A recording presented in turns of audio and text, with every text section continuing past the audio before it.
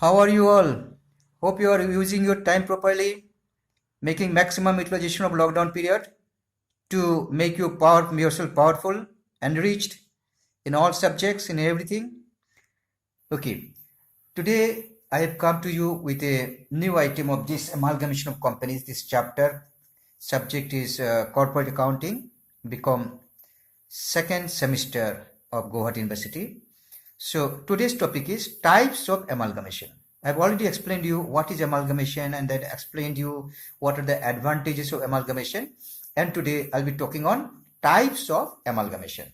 Right? You're right. Types of amalgamation means how many different types of amalgamations may be there. So see, dear students, basically there are two types of amalgamation. Amalgamation can be in the nature of two types. Number one, merger. Please write M-E-R-G-R, merger.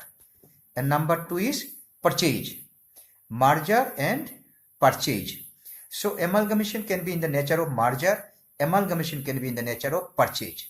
So we shall be discussing these 2 points now. Merger and purchase. Number one is merger. So let us first understand what is the amalgamation in the nature of merger. Amalgamation in the nature of merger is an amalgamation which satisfies some 5 conditions. There are several conditions. I am taking you basic 5 conditions are there which will prove that it is amalgamation of merger. Okay, I'll be telling you now 5 conditions, and if these conditions are there in amalgamation, you shall say yes, it is a case of amalgamation in the nature of merger. Then number 1, all assets and liabilities become assets and liabilities of the transferee company. Dear students, please remember, two types of companies are here in amalgamation. One is transferor, another is transferee. T-R-A-N-S-F-O-R, transferor, and T-R-A-N-S, F-E-R-W, transferee. Transferor, transferee. The company which is being closed is transferor, is transferring, and the other company is transferee, which is taking it. So all assets and liabilities of the transferor company become assets and liabilities of the transferee company. All assets and liabilities become assets and liabilities of transferee company. All assets and liabilities. Then existing company, which is amalgamated with the other company, all assets and liabilities of this company are becoming assets and liabilities of the transferee company. Number 1 point. Number 2, shareholders of the transferor company become shareholders of the transferee company. Right? The shareholders of the transferor company becomes shareholder of the transferee company. Then number 3 point is there, discharge of purchase consideration by virtue of amalgamation. Whenever there is amalgamation, then there is a question of purchase consideration. At what price the deal is made, amalgamation is made. So here you please remember one thing.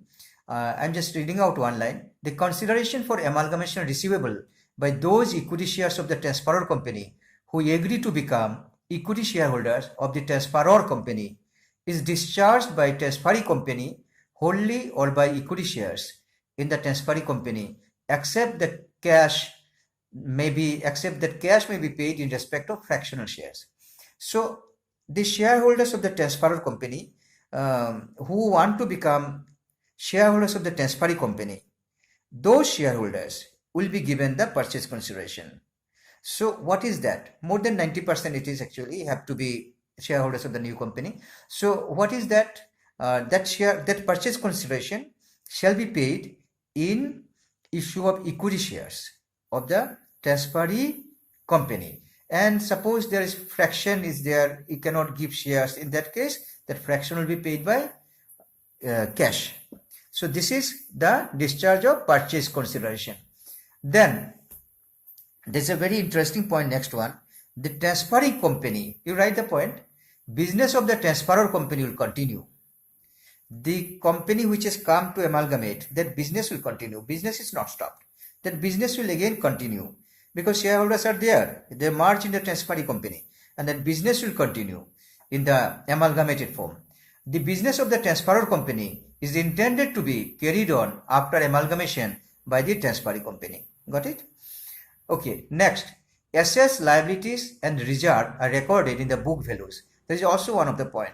When you in amalgamation, the amalgamated company is getting assets and liabilities and reserve from the transferor company. These will be recorded in the book values except certain adjustments.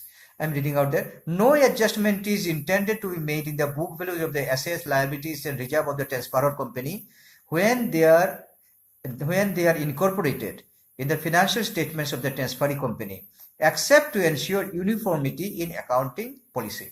See, assets, liabilities, reserve of the transferor company now come to transferee company, and these will be valued in the book value only, right? But there may be certain adjustments little bit to maintain the uniformity of the accounting policy. So these are the points, these points, if these points are there, you will say amalgamation is a matter in the amalgamation in the nature of merger. But if any of these points are not satisfied, then whatever points I've told you, suppose amalgamation is there, but any 2-3 points are not satisfied, then it will become purchase. Have them clear? It will become purchase. An amalgamation, see, I'll be now talking on amalgamation in the nature of purchase. An amalgamation should be considered to be in the nature of purchase when any one or two of the conditions specified for amalgamation in the nature of merger is not satisfied. Then I've told you 5 conditions in nature of merger. If any of these conditions are not fulfilled but amalgamation is there, that amalgamation will be known as amalgamation in the nature of purchase. Then some more points on amalgamation in the nature of purchase. In this type of company, one company acquires another company. In amalgamation nature of purchase, one company directly purchases another company and it becomes mixed up, it purchases another company. Equity shareholders of the combining entities do not continue to have proportionate shares in the equity share of the combined company. So the company which has been amalgamated to you or the company which has been purchased, that company's shareholders not necessarily become shareholders of the new company. Got it point? Equity shareholders of the combining entities do not continue to have proportionate share in the equity of the combined company. So equity shares will be given cash and they'll go like that. Cash or whatever may be. The business of the acquired company is not intended to continue after amalgamation.